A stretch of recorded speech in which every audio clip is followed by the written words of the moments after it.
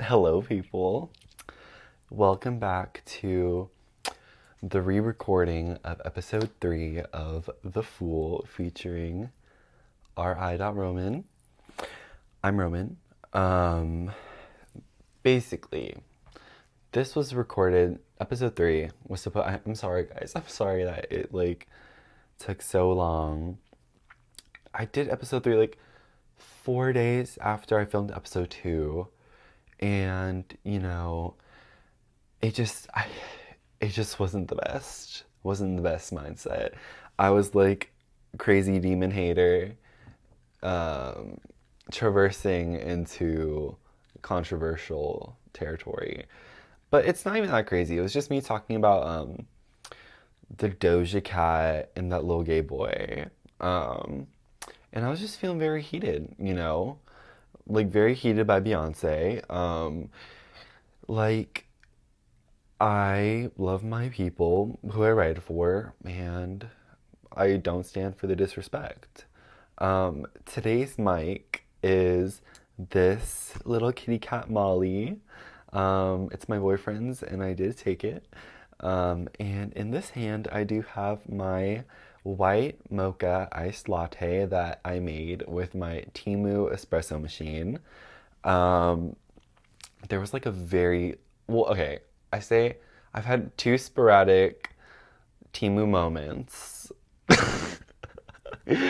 where I just like send literally, I'm not even joking, like 100 um, referral codes, and I got like a free espresso machine. But then I search up the same espresso machine on Amazon, and it's like $80, like $100.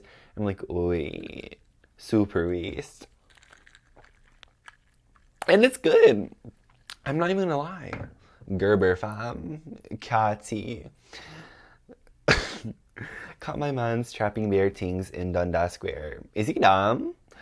But that's all besides the point. I want to know how you guys are doing because this feels like a very one-sided conversation. But that is the whole point of a podcast. But it's chill. So I was talking about people I feel very strongly about. And to stay on that theme, we're just gonna go through the people I've seen in concert, and I'm just gonna let this whole thing rattle off. I literally terrorize my friends and my family and my boyfriend with this concert list because literally any single song plays, and it's like, oh, I've actually heard that live. Just thought that you'd want to know. It's very much that vibe, and it has never been met with, oh my god, really? It's never been met with that. It's always like, okay, bitch. But let's get into it. So basically, my first ever technical concert was Justin Bieber. But that was like so long ago. I was literally a kid, and I had like the worst stomach ache ever, and I fell asleep during the concert. But mind you, like I've never been really like I've never cared about Justin Bieber, and I did have a bad stomach ache. So, but I'm gonna say that the concert, like the love for concert going really started around my senior year of high school. So about 3 years ago. And yeah, so the first ever concert that I went to, like for myself, was Caroline Polachek for Desire. I Want to Turn Into You. That album was so good. And you literally cannot talk about Desire, I Want to Turn Into You without talking about Kalila Raven. Because, oh, you know what? I actually like Kalila more than Caroline. Um, but that album, Desire, I Want to Turn Into You, is seriously so fucking good. Um, I'm gonna have to say that Smoke is for sure my favorite song off that album. Billions is beautiful, and then for the third song, there's just so many. Like it's really crazy that she had like Grimes and Dido on the same song. But George Clanton did open for her. I literally have never heard of George Clanton before that, but mind you, like, I'm not that super indie with my music. Like, as you're gonna see, a lot of these people are very mainstream. And you know what? Who cares? But so George Clanton opened, and I actually saw something the other day about George Clanton. Not the album that he was touring with Caroline for, but it was his prior release, which got a really good rating on Pitchfork, which I really want to listen to. Speaking of things I literally just listened to yesterday, for the past few days I've been back home because I've had a lot of homework to do, and I focus best when I'm back home because I'm eating that fridge. Um, but I listened to the new Haim Sisters album. I thought it was cute, but I was also doing a lot of work while listening to it, so I couldn't really digest it. But then I wanted to listen to their other album that apparently is also even better, the one where it's like the three of them like behind a bar. It's not Women in Music. Is that even one? I think one of their albums, or I think three of their albums call that. Am I wrong? I don't know. But I listened to the new Haim album yesterday, and I fucked with it. It was a vibe. And the only times I've ever listened to Haim prior to that was the just like all their features with Charlie. I literally am blinking. I know they're on self-titled, and I know they're on Pop 2. Um, you gotta tell me the reason. You know that song? But then I always just see like the videos of them doing their little shuffle, which is so cute. I love that they're sisters, but I know it's really cute. Okay, moving on. This this should be in chronological order because it's a notes. It's a thing in my notes app that I update periodically after each concert. So this should be periodically. So I saw Melanie Martinez twice. So we're gonna start off with number one, which is when I saw her for Portals. I saw her at an amphitheater, and I was on the lawn, and it was probably around this time, maybe a bit later, in the Texas heat, and it was literally miserable. It was so hot. Me and my older sister went, and there was just too many people on that lawn, and it was really bad. And there's a thing where everyone's saying how Melanie Martinez fans like are wicked, like when it comes to concert etiquette. And honestly, that's very true. Um, but besides that, the show was really good. It was just a bit hard to enjoy because of the circumstances, and we were kind of far, but it's like far without a screen. But um, I still very enjoyed it. I think Portals is actually very underrated and shat on often just because she looks like a little the purple people eater. But it's so much fun. And when I broke up with my internet boyfriend, that shit was playing like crazy. Battle of the Larynx, that's probably that one and Light Shower are definitely my two favorite songs off that album. And I didn't even get there early enough for the opener, which is a bit devastating. But I didn't know them at the time, but then I think I familiarized myself later on. I don't remember though.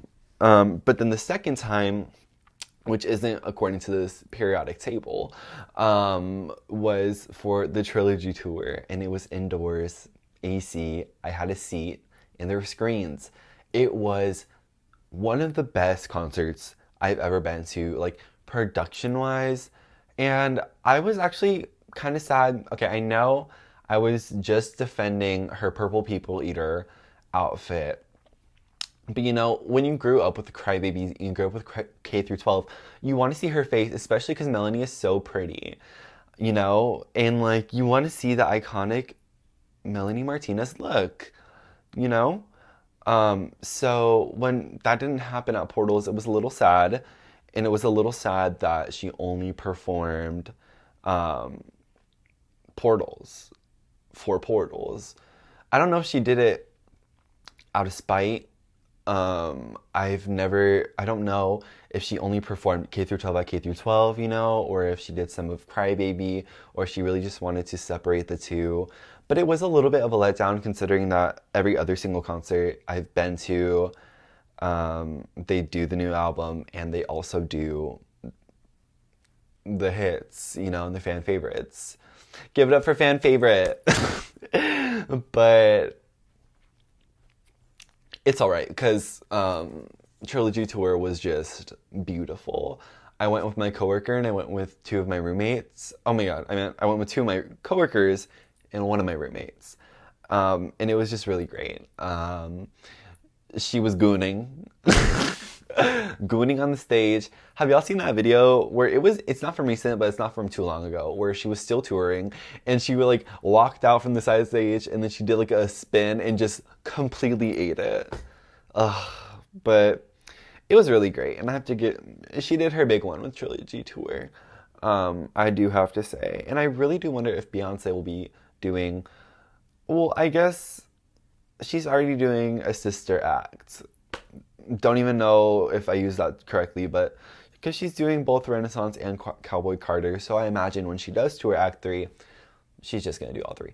But it's not, okay, whatever, besides the point. Trilogy Tour was great, and the openers, oh my god, okay, let me go down, because the openers are down in the list, because I did arrive to Trilogy Tour early to listen to the openers, because why not?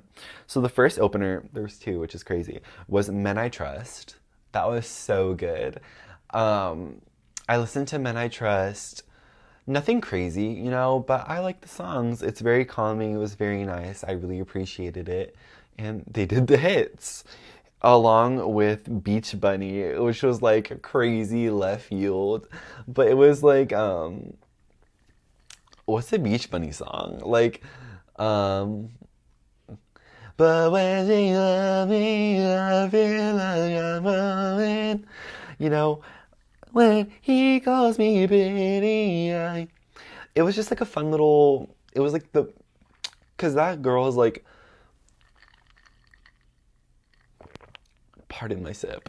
That was not a sip, but because that girl's like the birth of TikTok. Not saying that she birthed TikTok, but I'm saying she was there for the birth of TikTok. And it was just really nostalgic. And it was fun. I really appreciated that whole entire concert. Like, the openers were great, and so was Melanie.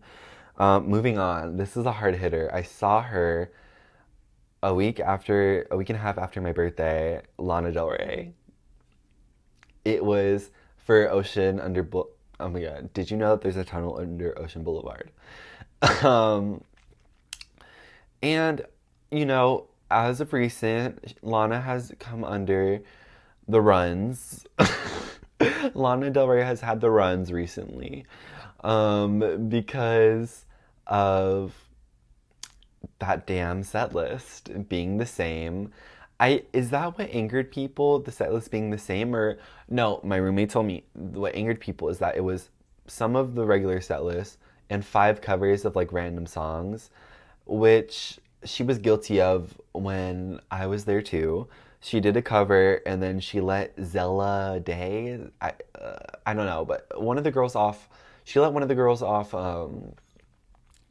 Chemtrails Over the Country Club perform her own song in place of Mariner's apartment complex. And I'll never forgive that. That was, and you want to know something crazy? I am from California and I've been past, I don't know if it was the Mariner's apartment complex, but both my aunts are still in California. Just like OC, like that area, that like Lana really frequents. And I drove past the Mariners apartment complex. I don't know if it was the real one, but I'm gonna say it was. And that's why I like to claim Lana stronger. And I know you're gonna be like, oh, well, gay boy claiming Lana, you don't deserve it. You know what? Shut the fuck up. Because I'm literally like from the place that she's hailing from. So, but like, whatever. But the concert was good. I also didn't get there for the opener, but that was purely because my mom is like, oh, then we have to wait. And I'm like, okay, girl. And it was in the middle of nowhere. Like, it was really crazy, that venue. But the second she got on, no, like, before she even got on, when it started and I heard the backing to Norman effing Rockwell, I was sobbing. I've never cried that instantly. That, like, it was really crazy and it was really ugly. I think, did I talk about how I'm a really ugly crier, or did I talk about that on the deleted pod? Um, but I was ugly sobbing and it was just so good. It was, um, I really also feel like I have a super strong connection to Lana because my mom, right when my parents got divorced, I was like 7, and that was right when Born to Die came out. And me, my mother, and my sister would just drive in my mom's car, windows down, listening to Born to Die. My mom like introduced me to Lana Del Rey, so I have like, it just reminds me of like home. It reminds me of like a feeling of like fun liberation, and my one of my favorite people ever, my mother. So like I love Lana Del Rey with my soul. Um, and you remember how I was talking about how I can only listen to Lana at in like increments of her on her own because I get too sad, but that was a lie. Because Born to Die doesn't make me sad. Born to Die makes me feel like, oh, you know?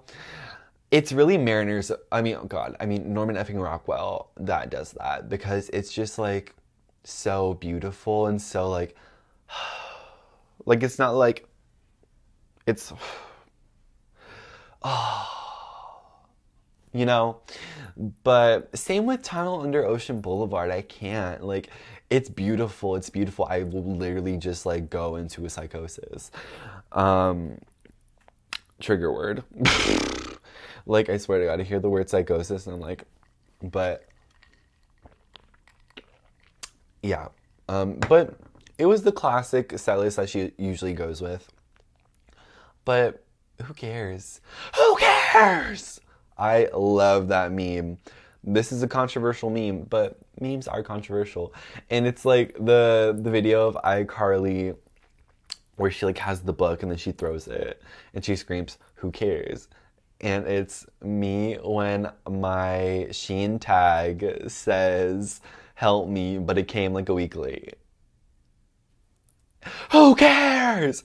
But I am not saying that I support that. I'm just saying that funny. Haha, funny. Wrong though. Okay, on to the next. Um, Written down as Empress of. Let's provide some context for that. Empress of was the opener for Rina Sawayama for. Is it called Hold the Girl? Fuck. What is the album called? God, the ticket was cheap, and we got really close. It was a GA all standing, but it was really good. My favorite song off that album was Imagining. That song is so good. And what is the album called? My Spotify. I don't want to risk this audio recording closing, but the Blue album. It used to be The Ball, but it was for that album. But she did perform a lot of songs off of the other one.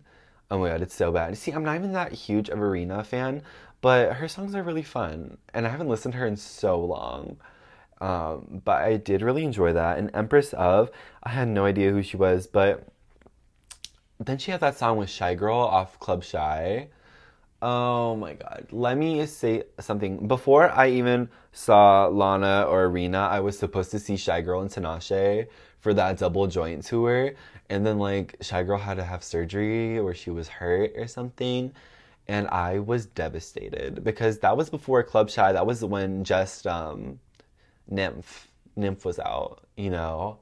And that was so good. And I was so excited. I really wasn't too much into Tinashe, but I've listened to more Tinashe since it got canceled, and the only time I really listened to her was when I've Been a Nasty Girl. Not that song specifically, but when that came out, that little was that an album? No, that was like a little EP. Um, but I was very devastated when their joint tour canceled. The OG Sweat tour. But yeah, I was truly devastated. Okay, back to Empress of, because then she had that song on off of Club Shy with Shy Girl, which is really great. My favorite song off Club Shy is Thick. So good. But yeah, I don't really have too many comments on Empress of. She had a ponytail and she was whipping that around. Um, it was a bit janky, but who am I to say that? I'm not doing shit. Um, but just from an outsider's POV. Moving on. Oh, I saw Sky Ferreira. Oh my God, this was literally one of the craziest experiences ever. So, me and my alternative girlies, my roommate Sapiter, and repeat offender Vivian. Um, I mentioned her before. Yes, I mentioned her before, so I'm dropping the name Vivian. We went to go see Sky Ferreira, and it was a GA, because, yeah. And um, we went, and we were like, we need to get there early because we want to be up close for this. Mama, this is a place for legends. I love Gia Gunn. Absolutely. But the legend. So we were like, we want to be up close for this Tumblr legend. And so we got there like an hour before doors. And then I think they opened the doors at like 7. My good sis was supposed to go on at 8. There was no opener. And she came out at 11:30. And it was a GA, mind you. And it was very packed. So it was terrible. And I was wearing the tightest pants. People were sitting on the floor of the GA. I couldn't even sit down because these pants were so freaking tight. But I don't think it was her fault, because when we were waiting in line outside before doors opened, we heard the sound check and we looked through the little crowd. There was, on the side of the venue, there's like these doors, and it's the back doors of the venue. And we literally peeked through the crack and we saw her doing her mic check. And she was singing one of the songs. She was singing one of the songs. And it sounded fine. We're like, oh my God, that's Sky Ferreira. And then she came out 3.5 hours later. Apparently there was some like technical issue. But I literally had like work in the morning. And as I've told y'all, my work starts at 6 a.m. So it was a little bit frustrating, but it was worth the wait because, well, it really wasn't even worth the wait because she sounded... she sounded good. But no, she did sound good. Mama was just a bit shaken up, and I would be too, because that's very frustrating. And she sang Ghost, but she started Ghost, and then she forgot the whole verse, and she was like, fuck! Restart it, and then she sang Ghost again. But yeah, she just sang a lot of Nighttime, My Time. Is that what it's called? The green one. And then she sang Ghost, I think something Lullaby, and then also Everything's Embarrassing. And that was a really good time. I had a really good time with the girls. And then, oh my God. Then this concert was crazy. My sister bought me this ticket for my birthday as a solo concert, and I went and I saw Doja Cat and Doechii opened. And this was way before Doechii blew up like that, but this was when my personal favorite era of Doechii, because I don't know if it's because I saw her during this era, but that's when she was posting all these elaborate makeup looks, the fake facial hair, the hair, just all the different tour outfits, like the contacts. Like Doechii was doing drag. Like I don't even like fully face painted, like the artistry, like not even trying to be like that, but it was just really crazy. And Doja had to make sure she could, I need to keep these looks up, but it was for the Scarlet Tour. And this is when Doechii was doing, she performed like, "Ya got me crazy." That was crazy. No pun intended. It was so good. And it was like Swamp Bitches. Like, that was just like, I guess it was kind of a preface, a preface to um, Alligator Bites, right? I still haven't even listened to that because it's so bad. When something goes so mainstream, I'm like, oh, but I don't know. Also, I just, my issues that associate with the fans with the person. It's really hard, but then I need to realize that I get over it. But I still haven't listened to that Alligator Bites, Don't Heal. I don't know. But oh my God, Doechii is probably one of the best performers I've ever seen. The energy, the dancing, the rapping, like, and it was a cute little set. It was like a little like swamp, and yeah, Doechii was amazing. And then Doja was freaking like that night. I saw two of the best performers of my life. Like Doja Cat was so good. She sang like, oh my God, she did like that random ass like different version of Say So because Mama was fed up. Was it like a jazz version? I think it was some kind of jazz version. I don't remember. But oh my God, she sang Streets and it was like pitch black and there's like boom. You know when Streets first kicks in, then all the fire came up and she was like, and the body was tea.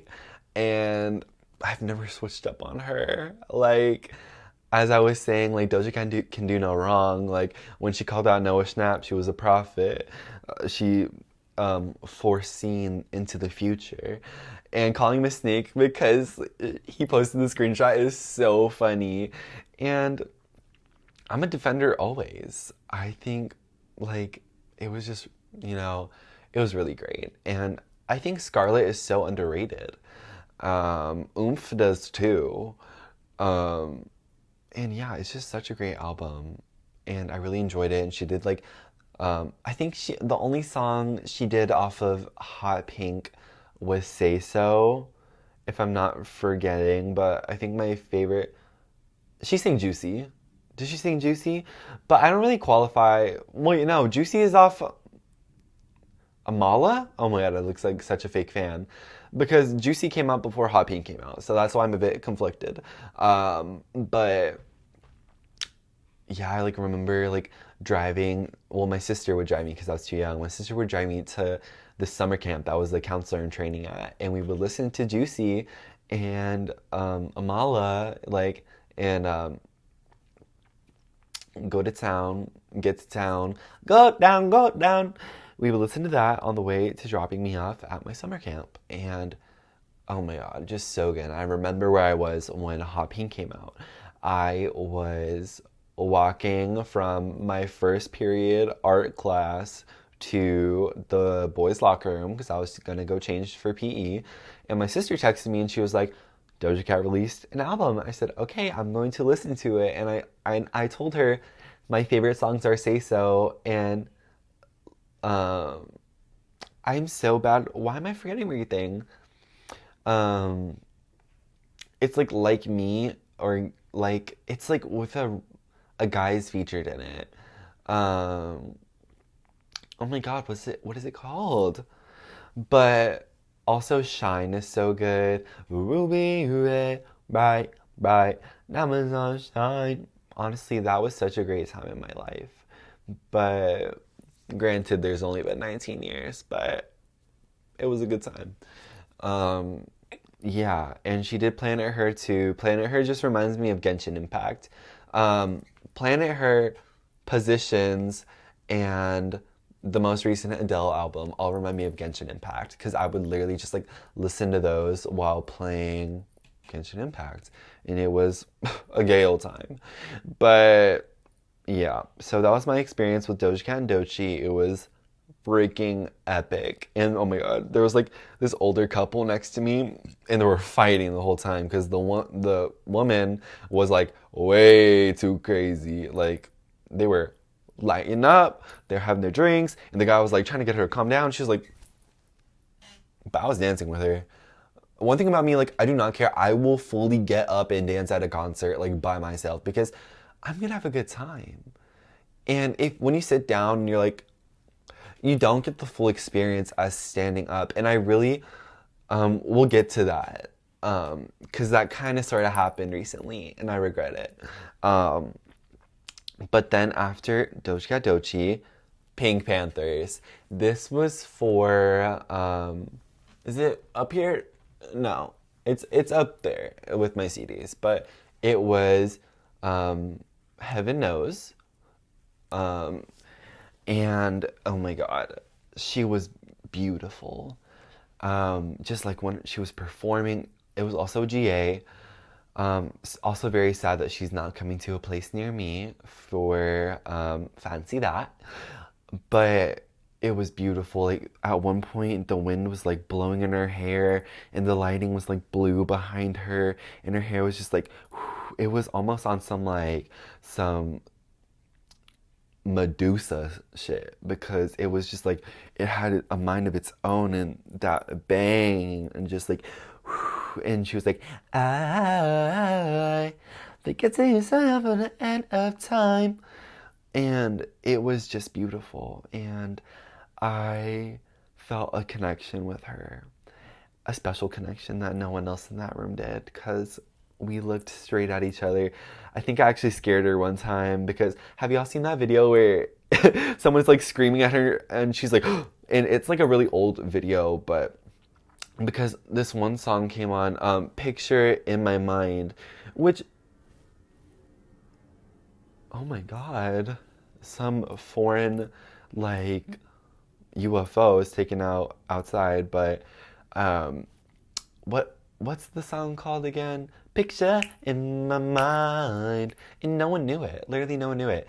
But I was also like on top of her releases like that, like all throughout high school. So that might be to explain it. But I was like pulling a Coco Montrese, like, no one else knows the lyrics, but pick me, pick me, pick me. And she was like, but just beautiful performance. I was kind of sad though because she didn't sing 19 off To Hell With It, which is my favorite Pink Panther song ever. And honestly, really is a contender for favorite songs of all time. It's just like so good. It's so good. And I mean, I was there. I mean, I feel like everyone was there. If you were on TikTok during that time, you were there for Break It Off.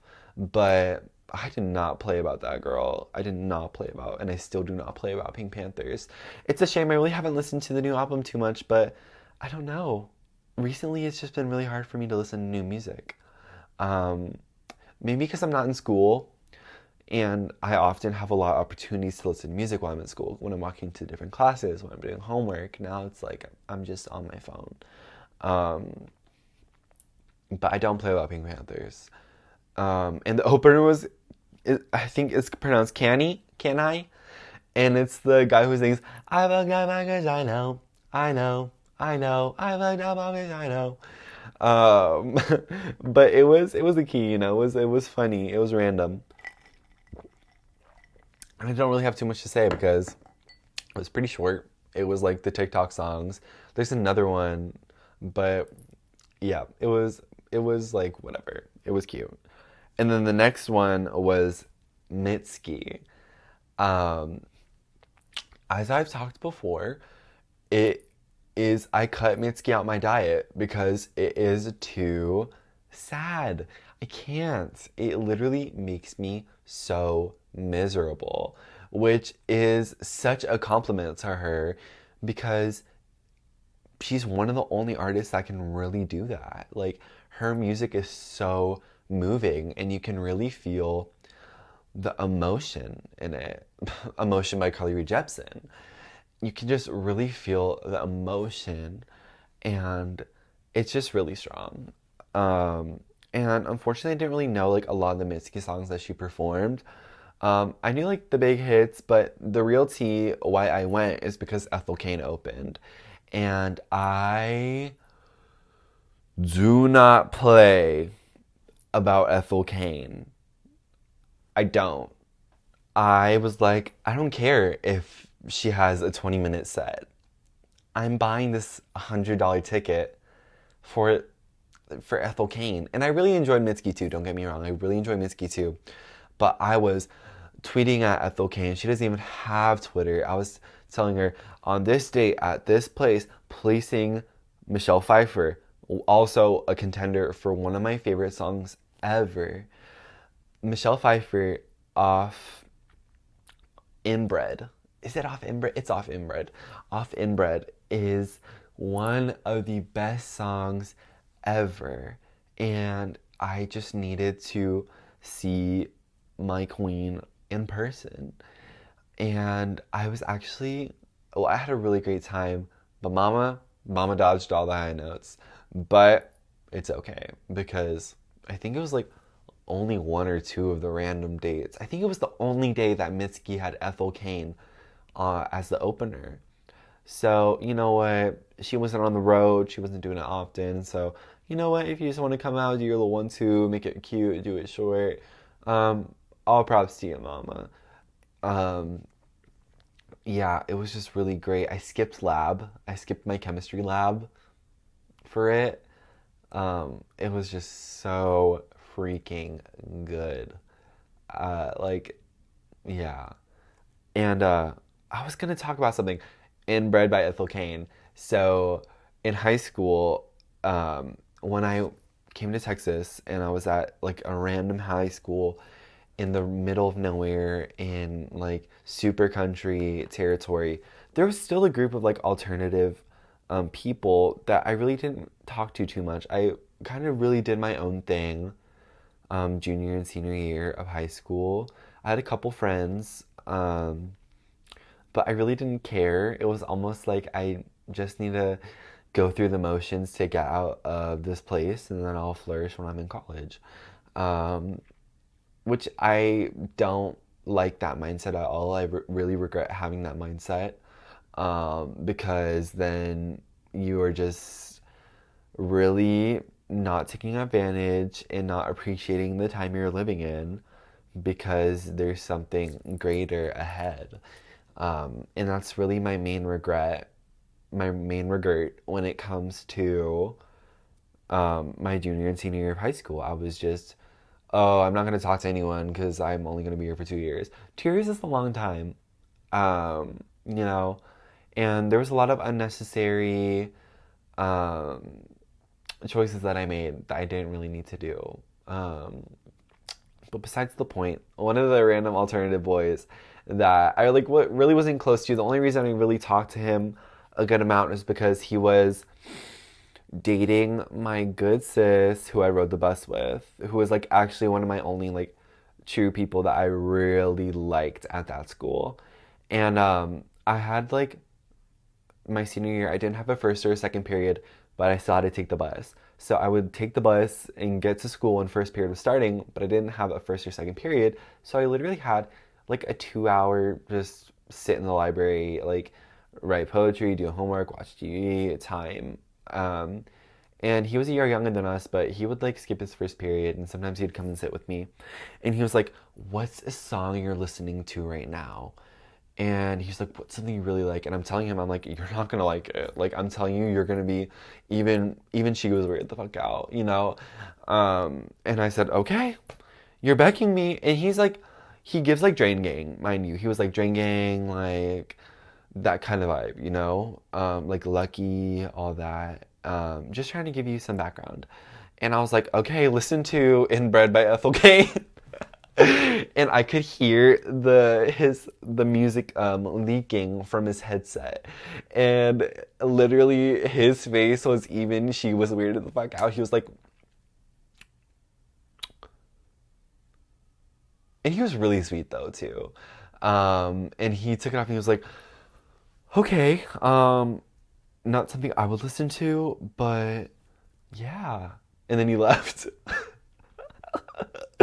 Literally, even she was weirded out. But that's what I have to say. Like, when I think about inbred, like, I think about that a lot because that was so funny. And then moving on, it was Megan Thee Stallion and Glorilla. Oh my God. This was before Megan dropped Megan. It was Hiss was out and Boa just came out. And oh my God, it was so good because I'm actually really glad that I saw her pre Megan because I don't know, I really wasn't obsessed with too many songs off Megan. But I love early Megan Thee Stallion, you know. My favorite Megan Thee Stallion song is Stally Freestyle. And that is actually also a contender for one of my favorite songs ever. Um, and she sang it, and she sang Cognac Queen, and she Cognac, whatever. And then just like all like, oh my God, her song with the baby, you know, like that era. And she's saying like Kitty Cat, like all like the freestyle album with the Red Devil cover, and it was just such a good time. And Glorilla also did so good as well. Are they not friends now? I'm really confused. I haven't really been keeping up with that. She was just on Love Island. And I haven't kept up with that either. I don't watch TV, guys. But maybe I'll need to tap into Love Island so I can talk about it with you. But basically, Glorilla came out as the opener to her one to 7 p.m. Fred. She sang that, and it was a good time. I didn't really listen to Glorilla too much. I just knew the regular ones. What's the TGIF song? It's that one. It's 7 p.m. Friday. And also like, yeah, glow, stomp a little pussy hope. So I really did enjoy Glorilla. She did really good. And Megan Thee Stallion, oh my God. And that was such a fun story because I also, you know what, I'm gonna sound like a loser, but I don't care about going to concerts alone. I went to Megan Thee Stallion alone because it was in the summer and I didn't want to ask like because all the college people were gone. Me making up excuses, I didn't really care.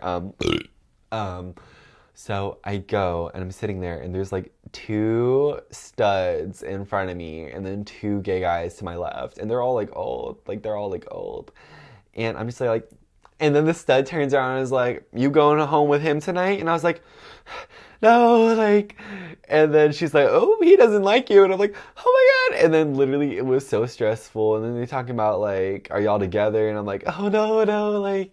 And then right when they were trying to like keep on talking about that, I was like, "I'm 12. I'm 4." I was literally 4, and these are like grown ass like scary.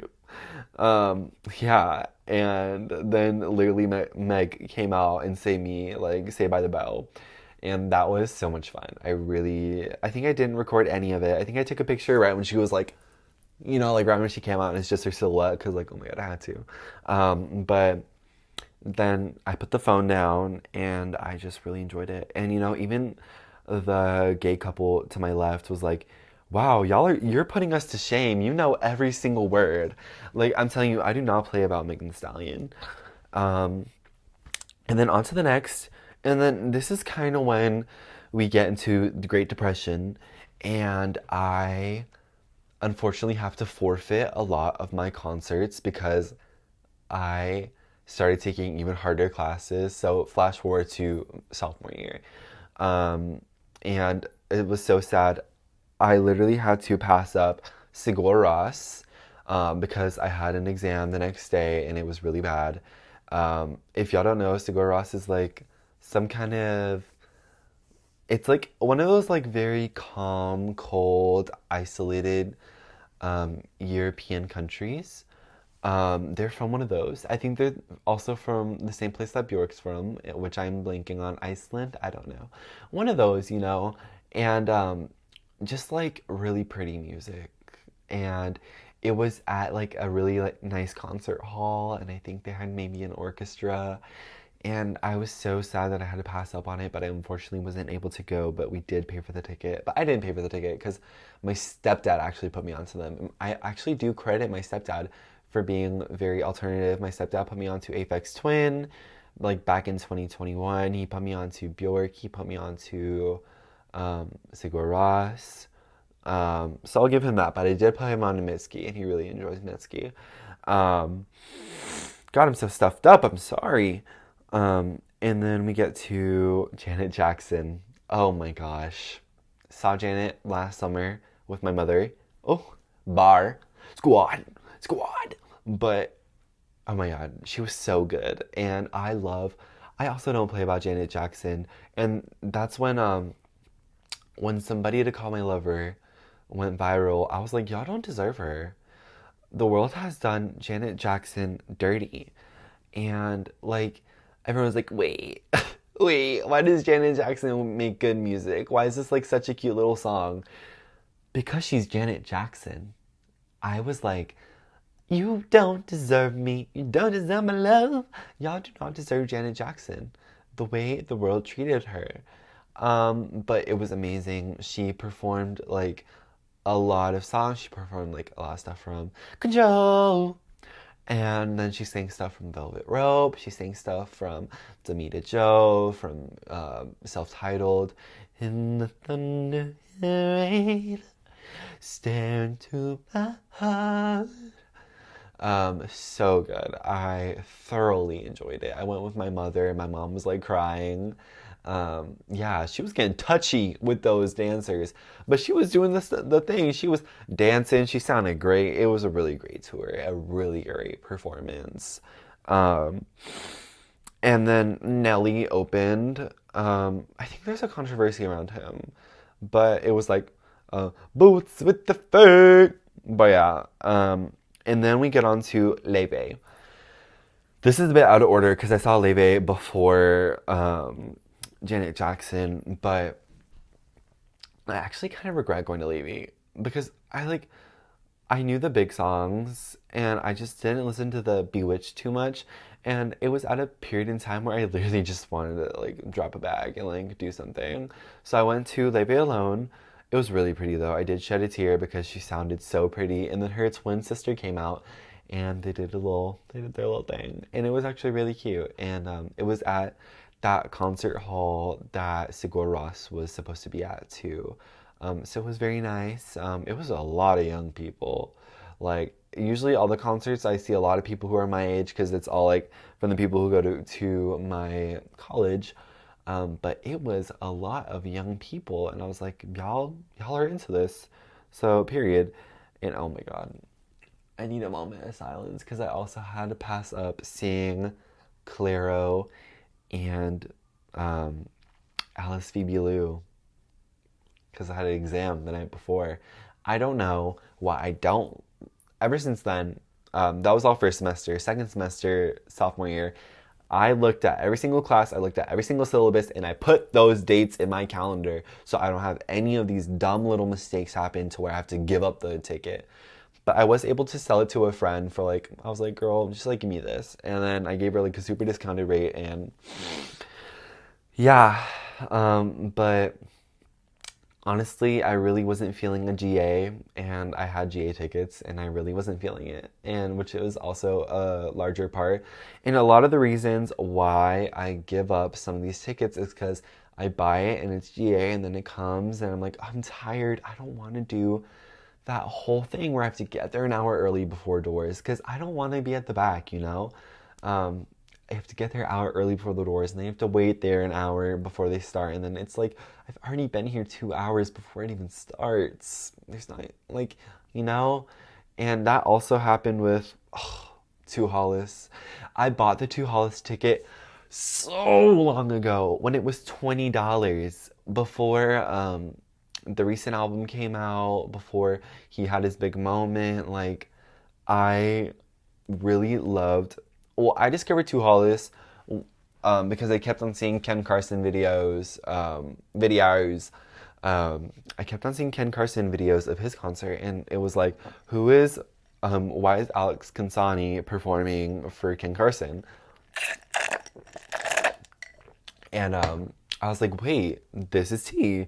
And that's how I discovered Two Hollis, and I bought the ticket when it was $20, and then I wasn't even able to sell it. And I think I worked that day, and I was really tired. I just didn't go. Um, and I forgot to mention, some girl named Grace Enger opened for Leve. This girl with a guitar, it was cute. Not my kind, not my tea. That's also why I didn't really enjoy Leve too much. It was really beautiful, but I like BPM. Um, and then recently, not too long ago, am I forgetting anyone? I don't think so. Well, I'm also going to talk about Horse Girl. I wanted to go see Horse Girl, um, and the tickets were like $30, $35, $40, and I was like, okay, boyfriend, I'm nervous. I was like, boyfriend, I want to go see Horse Girl. And boyfriend was like, okay, I'll let you know if I can go. And then a few weeks passed by. The tickets raised from 40 to like 65. And I said, boyfriend, the prices are raising. We need to step on it. Step on me by the cardigans. And he was like, okay. But you know what? I'm not going to fully blame him because I also could have done something. You know, I could have really taken the initiative. So we're both guilty of this game. But then I was like, boyfriend, it's sold out. So that was a bit devastating, especially because I heard that the show that she performed here was, the crowd was lackluster and it was a great set. So that is a bit sad. But I did go and see Katy Perry and Rebecca Black. I love Rebecca Black so much. Salvation is so freaking good. My roommate like convinced me to listen to it, and I was like, okay, fine. Because I was like Rebecca Black girl, and then I listened to the Boiler Room, and I was like, wait a damn minute, and then it was over, and it was never the same since. And I convinced my mom to take me and my little sister to go see Katy Perry for the sole purpose of Rebecca Black opening. And this is what I was talking about when I regretted not standing up. I only stood up and danced my ass off to Trust. When I really wanted to go crazy for, oh my god, are my toes in the shot? I really wanted to go crazy for Sugar Water Cyanide because that song is so good. And I only stood up for Trust. And I think a big part is that the crowd around me was all, the Katy Perry crowd, it was all moms and kids. It was all moms and kids.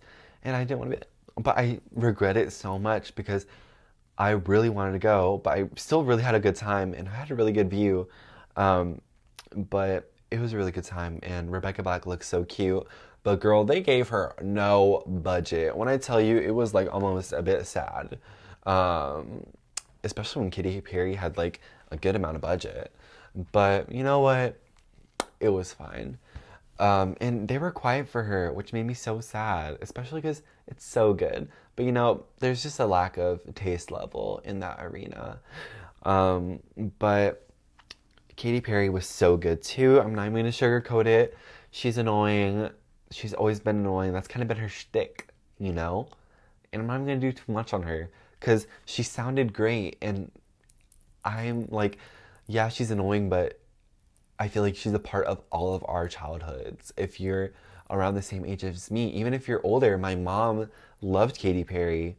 It was just really like amazing, and she did all the hits, which I was really thankful for. You know, like the one that got away, Teenage Dream, California Girls, which I relate to more than anyone else because I'm a California girl. And you're going to be like, oh, bitch, you're a boy, be a boy. Why can't you just be a boy? Shut the hell up. But E.T., Roar, Firework, like, just part of me, like, oh my god. And there's this one song I was literally listening to a few days ago, and it's like a sad Katy Perry song. And it's, oh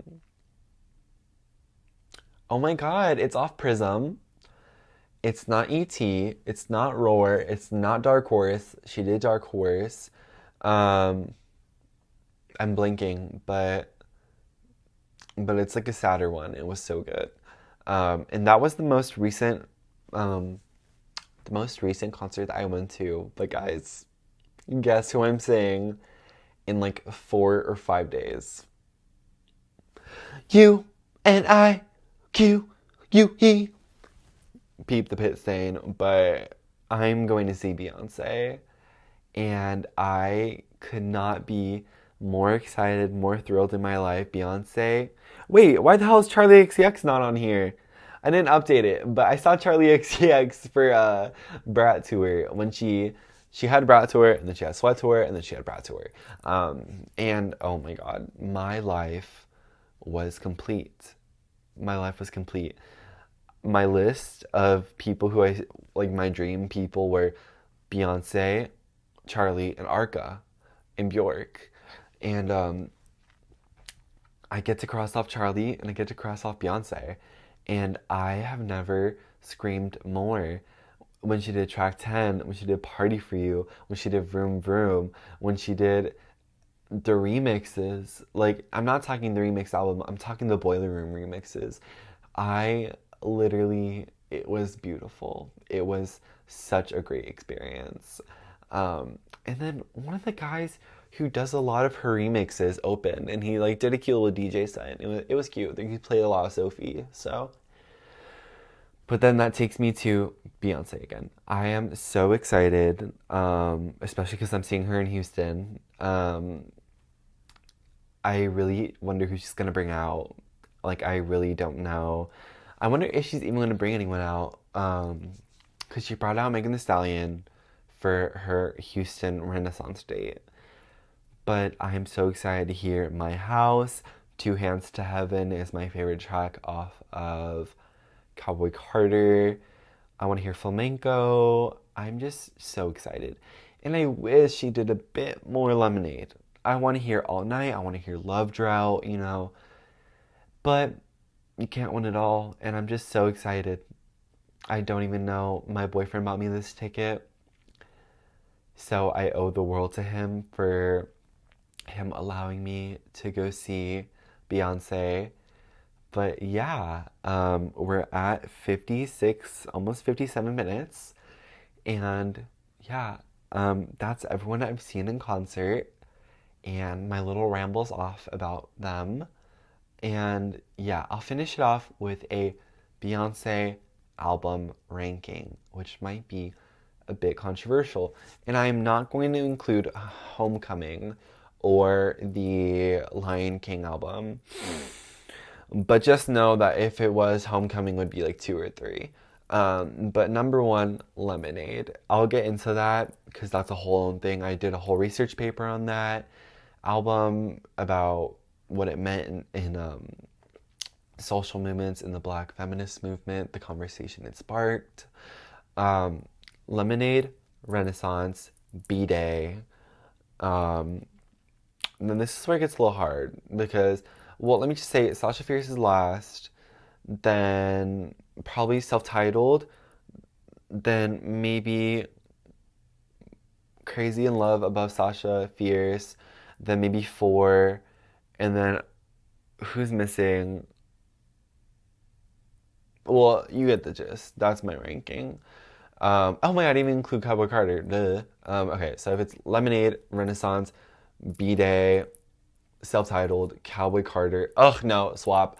Cowboy Carter, Self-Titled, 4, Sasha Fierce. Don't come for me.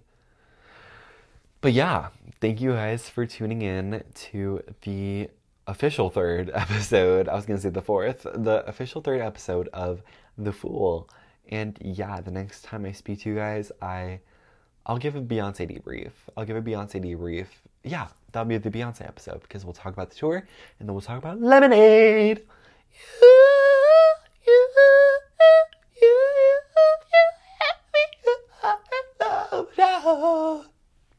All right, love you guys.